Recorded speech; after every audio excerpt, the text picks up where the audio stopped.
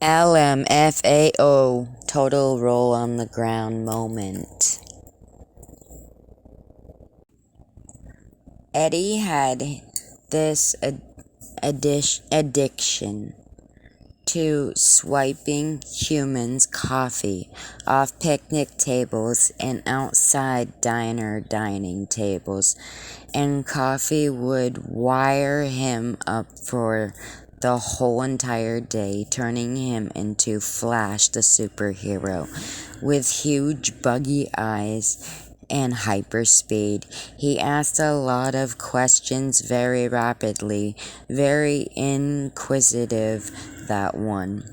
Benny's routine was always gathering berries and stealing lettuce heads from crop potters at night, but would always get a huge laugh off of catching Rodney in the back of the head, with thumping him from behind with his hind legs, making him fly 4 feet, flipping and rolling over on the ground like a tumbleweed as he'd sit up, feel his head, shake it for a second, give him that evil eye as Benny rolled around on the ground laughing his ass off, holding his belly.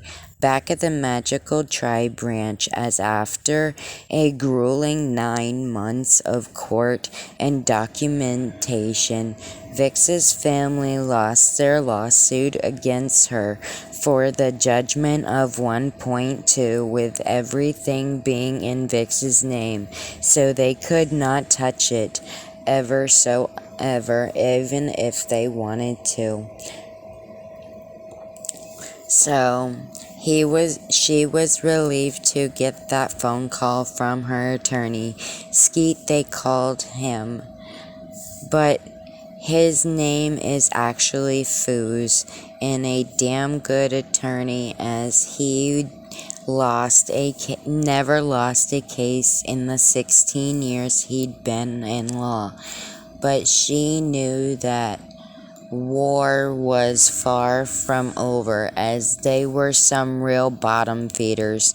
She could feel it and sense it from within her inner core, and right as those thoughts came across her mind, as she was discussing the case with her best friend and bro Karjay, as here comes flying down her dirt long drive and jumping out of the car, leaving his door open as he stands there with his arms thrown up in the air, and momentarily says nothing with his hands on his hips, looking at her, then over at his brother, before saying, "Really?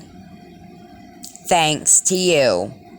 Trina, my 8-year-old, can't have her leg surgery to have pins put in due to a fall, to which is $5,000 I can't afford. So you can think about that when you lie in your cozy bed with your head down to rest tonight, sis."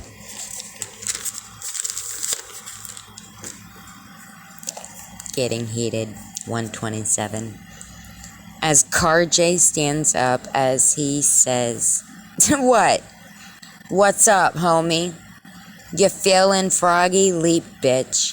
As Vixina stands up and speaks up, saying, "Whoa, whoa, whoa.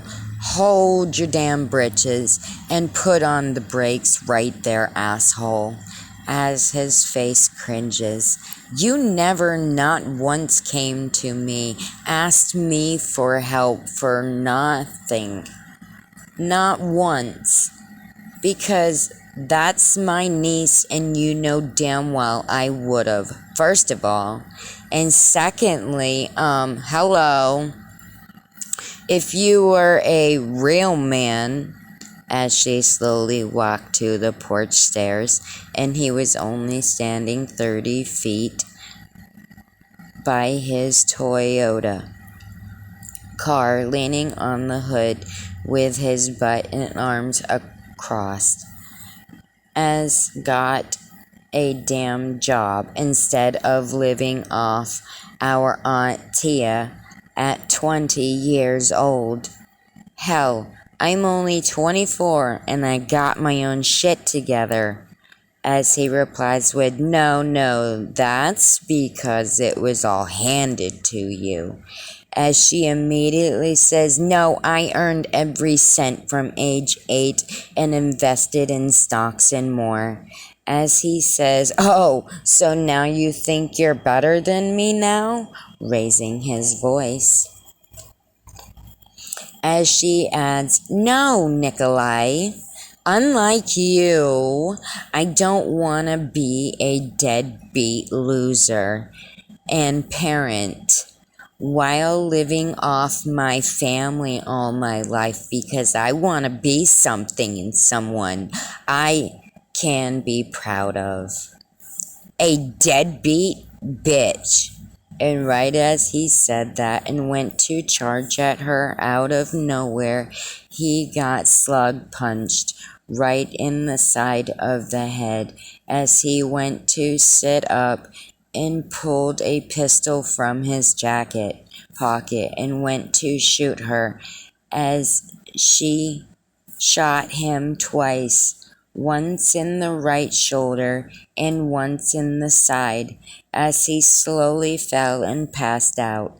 She called the cops as Diesel Fuse, Reaper Tank, Livewire D were all standing there with their arms crossed, looking down at him as the cops pulled up with 8 cruisers as she threw her gun in the holster while removing the clip while looking at CarJ disappointed and pissed to all hell. Thanks. You were a real trooper. You did nothing. You just fucking stood there, dude. You're my brother. You're supposed to be the good one. You did nothing. As she went in and slammed the door, rattling the glass.